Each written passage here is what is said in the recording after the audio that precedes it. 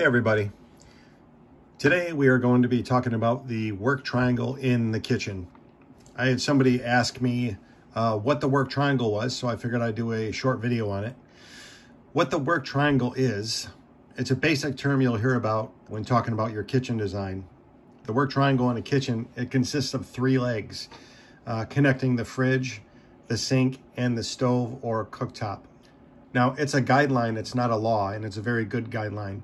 The guideline states that no leg of the work triangle should be shorter than 4 feet long, and no leg of the work triangle should be longer than 9 feet long.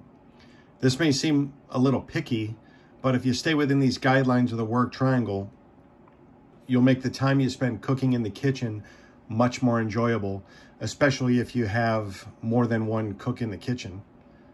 Now, here are some of the reasons why you want to have this work triangle 4 to 9 feet. You can imagine if you are standing at your refrigerator and you pull out the eggs and your stove is more than 9 feet away. Now you have to run the eggs all the way over from the refrigerator all the way over to the stove.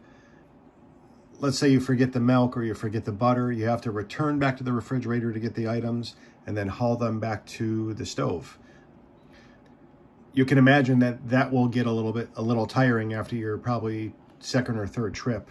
So that's why you want to be within that 4 to 9 feet range. Now, it doesn't matter what type of shape kitchen you have. You can have an L shape, you can have a U shape, you can have a galley kitchen, you can have a G-shaped kitchen. There's something called, there's a design called the double L, and you can actually have a kitchen with one wall.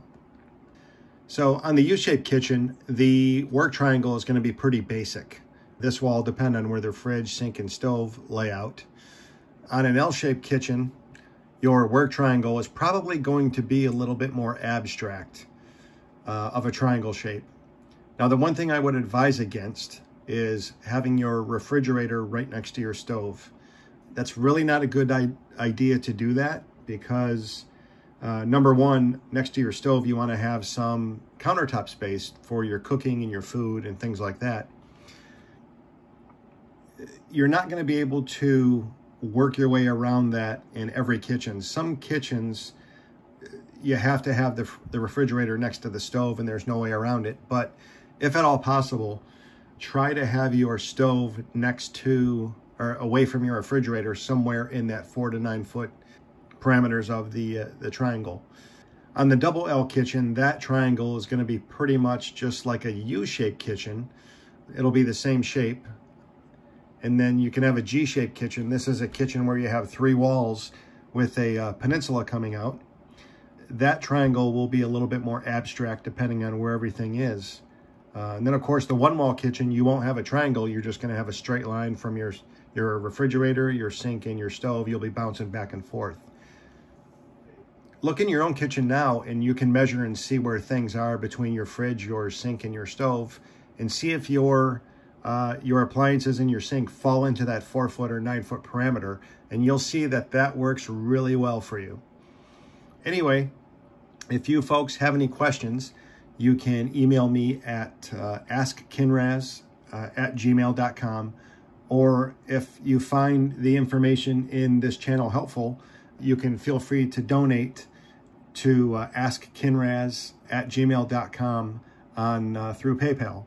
So that will just help me continue to make videos. There's going to be a lot of videos to cover here, a lot of information when you're doing a kitchen remodel, and all of this is great advice for you, and I hope you learn a lot from it. So until the next video, we'll talk to you soon, and feel free to drop me a note or leave comments, and don't forget to subscribe.